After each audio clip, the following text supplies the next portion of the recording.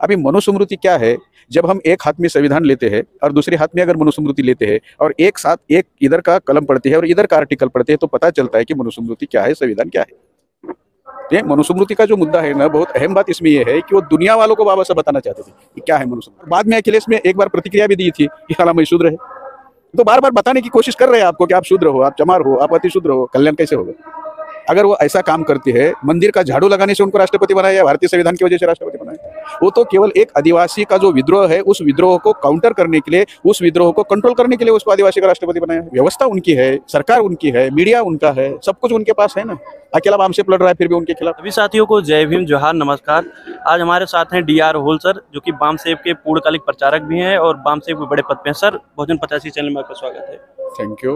Sir, Manusmriti दहन दिवस क्यों मनाया जाता है और हर 25 तारीख को, आने वाली 25 तारीख को हर साल मनुस्मृति दहन दिवस के रूप में मनाया जाता है, तो इसके बारे में समाज को क्या बताएंगे सर, मनुस्मृति के बारे में? अभी बाबा साहब अम्बेडकर ने 19 और 20 मार्च 1927 में महाड़ के चौदार तालाब का सत्याग्रह किया था, खासकर 20 मार्च को। तो उस समय मुंबई में एक विधिमंडलों में एक प्रस्ताव पारित हुआ था कि जितने भी सार्वजनिक स्थल है और जहाँ पानी के स्थल है वहाँ सभी को पानी पीने का अधिकार होना चाहिए। और ये अधिकार सिद्ध करने के लिए, इसको पाने के लिए बाबा साहब अम्बेडकर ने प्रतीक के रूप में ये महाड़ का चौदार तालाब इसका चुना था और वहाँ उस सत्याग्रह किया था। लेकिन उस समय जो ब्राह्मण थे वो कोर्ट में चले गए और कोर्ट ने बाबा साहब को कहा कि अब आप ये आंदोलन नहीं चला सकते, अगर ये आंदोलन चलाएगा तो पूरा आपके विरोध में बाजी जाएगी, तो ऐसा नहीं करना चाहिए। तो बाबा साहब की बात समझ में आए कि हम आंदोलन चला रहे हैं ब्राह्मणों के खिलाफ, व्यवस्था के खिलाफ, लेकिन हम इधर ऐसा हो रहा है कि हम अंग्रेजों के विरोध में हो रहे, तो ऐसा नहीं होना चाहिए। इसलिए बाबा साहब ने रणनीति बनाकर प्लानिंग के तहत वो आंदोलन पोस्टपोन किया और केवल पानी पीने का प्रतीकात्मक आंदोलन किया। और फिर लोग गुस्से में थे, लोगों के अंदर बहुत गुस्सा था, तो उस गुस्से को एक मौका देखकर उसको उतारने के लिए बाबा साहब ने 25 दिसंबर 1927 को मनुस्मृति का दहन किया। अभी मनुस्मृति क्या है? जब हम एक हाथ में संविधान लेते हैं और दूसरे हाथ में अगर मनुस्मृति लेते हैं और एक साथ एक इधर का कलम पढ़ते हैं और इधर का आर्टिकल पढ़ते हैं तो पता चलता है कि मनुस्मृति क्या है, संविधान क्या है। क्योंकि संविधान ये मनुस्मृति का एंटीडोट है। जो अधिकार, जितने भी अधिकार है मूल निवासी बहुजन समाज के, महिला के साथ साथ, वो सभी अधिकार ब्राह्मणों ने छीने थे सभी मनुस्मृति के द्वारा। वे सारे अधिकार बाबा साहब अम्बेडकर ने संविधान द्वारा बहाल किए। इसलिए बाबा साहब उस समय के दुनिया को ये दिखाना चाहते थे कि मनुस्मृति के अंदर क्या है। मतलब दुनिया का समर्थन हासिल करने के लिए मनुस्मृति चलाए कि हमारे खिलाफ है। ये नेचुरल राइट क्या होते हैं? अभी मैं बोल रहा हूँ, मतलब मुंह का अधिकार है बोलना, तो वो जुबान काटते थे। ये मेरा कान का नेचुरल अधिकार क्या है? सुनना। अगर मैंने कुछ सुना तो कान में शीशा उबाल कर डाल देते। मेरे आंखों का नेचुरल अधिकार है देखना, अगर मैंने धर्म ग्रंथ की तरफ देखा तो आंखें निकाल देते थे। चलने की अनुमति नहीं थी, बोलने की अनुमति नहीं थी, सुनने की अनुमति नहीं थी, देखने की। ये तो हमें नेचुरली बाय बर्थ मिले है ना। बाय बर्थ अधिकारों पर अतिक्रमण करने के लिए, पाबंदी लगाने के लिए उन्होंने मनुस्मृति लिखी और उस मनुस्मृति का दहन बाबा साहब ने किया।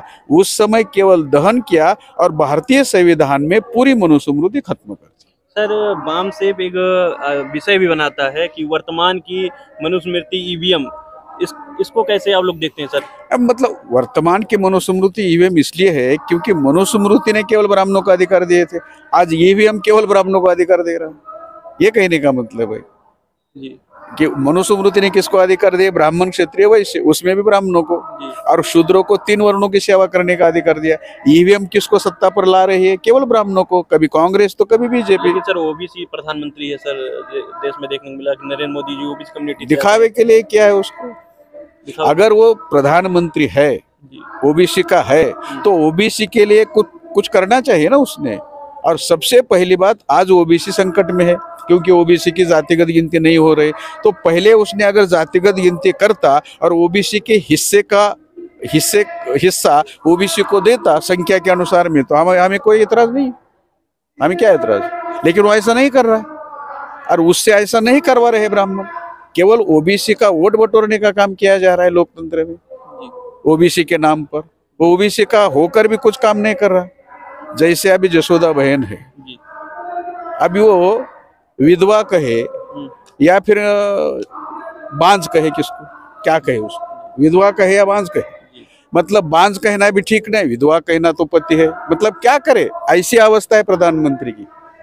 वो कुछ भी मतलब ओबीसी के लिए किसी काम का प्रधानमंत्री नहीं। सर, द्रौपदी मुर्मू जी को भी राष्ट्रपति के तौर पे बनाया गया है, इसको आप कैसे देखते हैं सर? अभी जब द्रौपदी मुर्मू जी बिहार के राज्यपाल थे, तो बिहार के राज्यपाल होने के बाद उनका एक वीडियो उन्होंने दिखाया कि वो किसी मंदिर में वो झाड़ू लगा रही थी, झाड़ू लगा रही थी, नंदी गाय के कान में बोल भी रही थी। तो ऐसे आदमी अगर कितने भी राष्ट्रपति हो जाएंगे, हमारा क्या होगा, कल्याण कैसे होगा? अगर वो ऐसा काम करती है, मंदिर का झाड़ू लगाने से उनको राष्ट्रपति बनाया या भारतीय संविधान की वजह से राष्ट्रपति बनाया? वो तो केवल एक आदिवासी का जो विद्रोह है, उस विद्रोह को काउंटर करने के लिए, उस विद्रोह को कंट्रोल करने के लिए उसको आदिवासी का राष्ट्रपति बनाया है। इसके पहले भी रामनाथ कोविंद थे।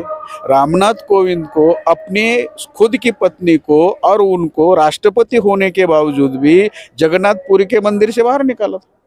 इतना ही नहीं, जब वो आपके उत्तर प्रदेश के योगी आदित्यनाथ है और प्रधानमंत्री नरेंद्र मोदी है, वो बड़े आसन पर बैठते थे और उसको दूसरे निचले आसन पर बिठाए जाते। मुख्यमंत्री अखिलेश यादव जी का भी जो कुर्सी है उसको गौमूत्र से धुलाया गया।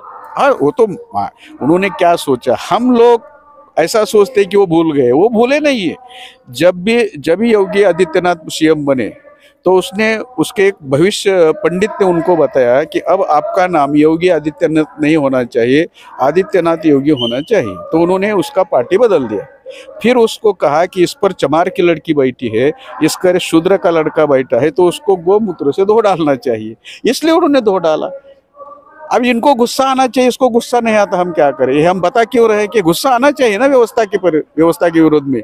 अभी चमार की बेटी को भी गुस्सा आना चाहिए, शूद्र के बेटे को भी गुस्सा आना चाहिए। और बाद में अखिलेश में एक बार प्रतिक्रिया भी दी थी कि हालांकि शूद्र है, तो बार बार बताने की कोशिश कर रहे हैं आपको कि आप शूद्र हो, आप चमार हो, आप अति शूद्र हो, वो अपमान कर रहे हैं। लेकिन हम स्टेटमेंट भी आया था कि अगर संविधान न होता तो अखिलेश यादव भैंस चराते।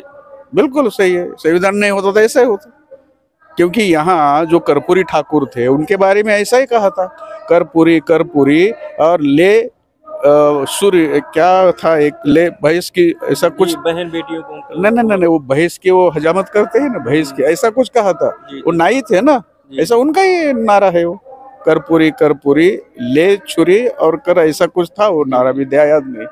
तो ये बार बार हमें याद दिलाते हैं कि आप शूद्र हो, अति शूद्र हो, अछूत हो, ये याद दिलाने की कोशिश। लेकिन हमारे लोग भूल जाते हैं, वो लात मारते हैं, हमारे लोग लात भूल जाते हैं, क्या करें?